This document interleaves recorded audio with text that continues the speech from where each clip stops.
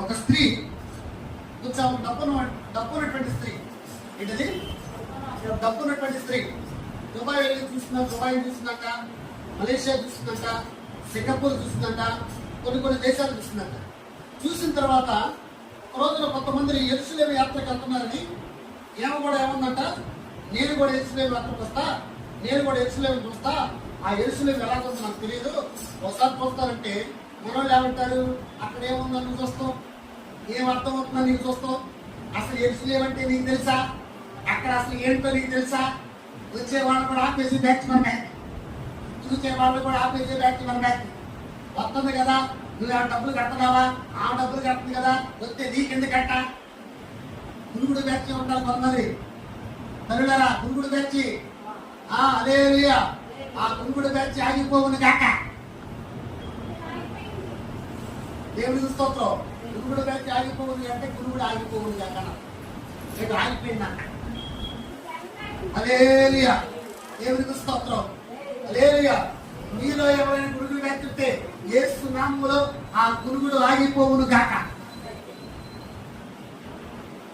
ఒక మనిషిని దెబ్బ కొట్టినా పర్లేదు, గురుగుడు బ్యాచ్ మామూలుగా అసలు తెలియకుండా ఊరెత్తారు ఇప్పుడే, అవునా కదా. సరే, కొంతమంది రావుతూ అన్నారంట, ఎందుకమ్మా సింగపూర్ వెళ్ళే బాగానే ఉంది, మలేషియా వెళ్ళే బాగానే ఉంది, దుబాయ్ వెళ్ళే బాగానే ఉంది, యెరూషలేముకి కొత్తనావు, నువ్వు దేవుని అడుగు పెట్టావు కదా, నువ్వు అన్ని రాలేవు కదా, దేవుని దగ్గరికి రాలేదు కదా అంటే ఎవరో తెలిసేవా, నేను వస్తే మీకేం కాదు కరెక్ట్ సమాధానం చెప్పింది దేవుడు కూడా. మన బ్యాచ్ దేవుడికి స్తోత్రం. హల్లెలూయా. సరే, దేవుడు మహాకృపను బట్టి లక్ష కొడుకుంటుంది అంతంతో పాటు దాదాపు యెరూషలేము యాత్రకి వెళ్ళిన తర్వాత అక్కడ గైడ్ ఉంటాడు. మనకు అక్కడ భాష వచ్చా, మన ఆ భాష మనకు వచ్చా, ఏమంటారు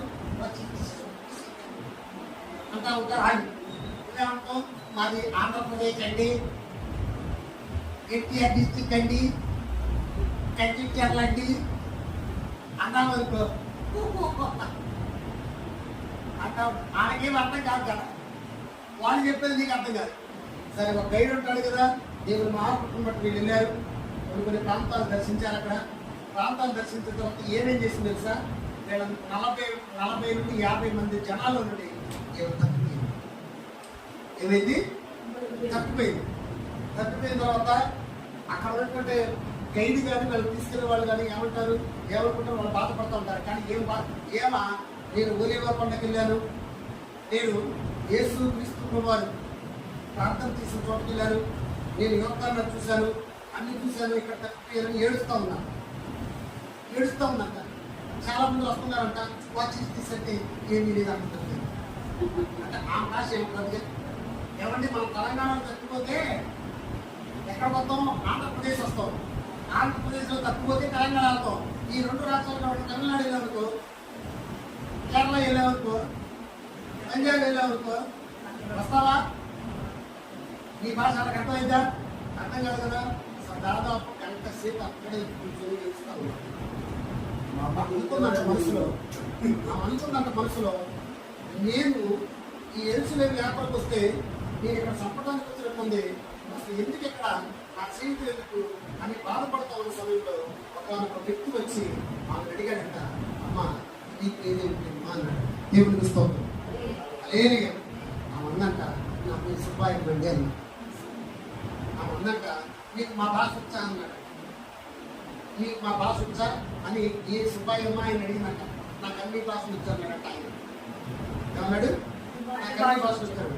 అయితే ఏమండి, నేను తప్పిపోయానండి, మాలో దాదాపు 50 మంది వచ్చారు, 49 మంది ఉంటున్నారు, నేను ఉంటున్నాను, వీటిల్లో అర్థం కాక నేను ఇక్కడ తప్పిపోయానంటే అప్పుడు ఆయన అన్నాడట, నేను బాధపడతామా, వాళ్ళ దగ్గరికి నేను తీసుకెళ్తాను, చీకట్లో తీసుకొచ్చి ఆ 50 మంది ఒక చోటు దగ్గర నిలబెట్టి వాళ్ళే 40 మంది ఉందని ఆయన వదిలిపెట్టి దేవుడు పుస్తకం నేరుగా వచ్చిన తర్వాత గైడ్ అంటాడు.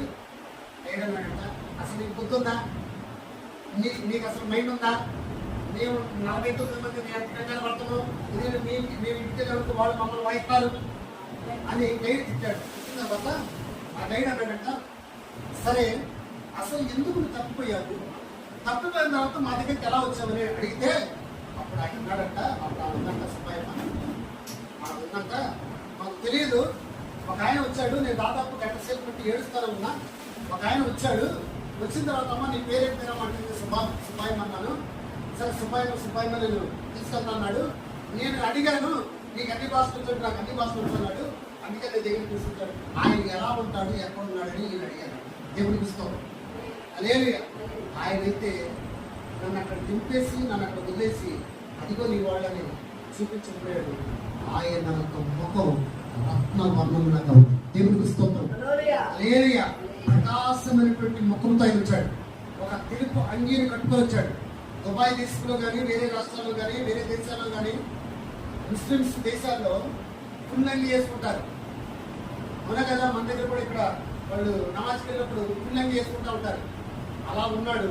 మంచి ఆ యొక్క నక్కుల ఆ యొక్క ఇంటిలోని ఆయన నాతో అన్నమాట, నేను భయపడాల్సిన లేదు, నాకు అన్ని భాషలు తీసుకుని చెప్పాడంటే అప్పుడు ఆయనకు అర్థమైందంట. ఆయన అన్నాడంటే సుబ్బాయితో నువ్వు తీసుకొచ్చింది ఈ లోకంలో ఇక్కడికి నేను తీసుకొచ్చిన తర్వాత నువ్వు యేసు క్రీస్తు ప్రభువుని ఎరగలేదు కనుక, కానీ దేవుడే నువ్వు బాధపడుతున్న సమయంలో నీ కోసం నీ దగ్గరికి వచ్చాడు, నీ చేయి పట్టుకుని మా దగ్గరికి తీసుకొచ్చాడంటే అప్పుడు ఆ సుబ్బాయి అన్న మాట్లాడి తెలుసా, నేను ఇన్ని దేశాలు తిరిగా దేవుడిని గుర్తెరగరా, ఇన్ని దేశాలు తిరిగా దేవుడిని తెలుసుకోరా, ఇన్ని దేశాలు తిరిగా దేవుడు అంటే తెలియదు, కానీ ఈ రోజున ఒక గంటలో నాకు దేవుడు అంటే ఏంటి అర్థమయ్యాడు. నేను అనుకున్నా నా జీవితం ఎక్కడైపోయింది, ఇక నా జీవితం ఇక్కడే ఉపయోగపడింది, నా జీవితం ఇక్కడే ఉంటుందని. కానీ ఈ రోజున యేసు క్రీస్తు ప్రభువారే ఆయన స్వయాన నా దగ్గరికి వచ్చి నా చెయ్యి పట్టుకుని ఆయన మీ దగ్గరికి తీసుకొచ్చాడు. ఈ రోజు నుండి యేసయ్యను సొంత రక్షణగా అంగీకరిస్తారని దేవుని మహాకృపను బట్టి యోర్దాను నదిలో బాప్తిజం తీసుకున్నట్టు గట్టిగా చెప్పడం. హల్లెలూయా. ఈ రోజున విడిచి అంటే తప్పిపోయిన కుమారుని ఏ విధంగా అయితే తండ్రి దగ్గర తీసుకొచ్చాడు, ఈ రోజున సమరియా స్త్రీ 5 భర్తలు వదిలేసినప్పుడు నేను నీకు తోడుగా ఉన్నాను నిలబడ్డాడు. పాపాత్ములైనటువంటి స్త్రీ పక్షాన్ని నిలబడ్డాడు. ఈ రోజున దేవుడు నీ పక్షాన నిలబడబోతున్నాడు. హల్లెలూయా. నీ కుటుంబం పక్షాన్ని నిలబడబోతున్నాడు. నీతో ఉండబోతున్నాడు.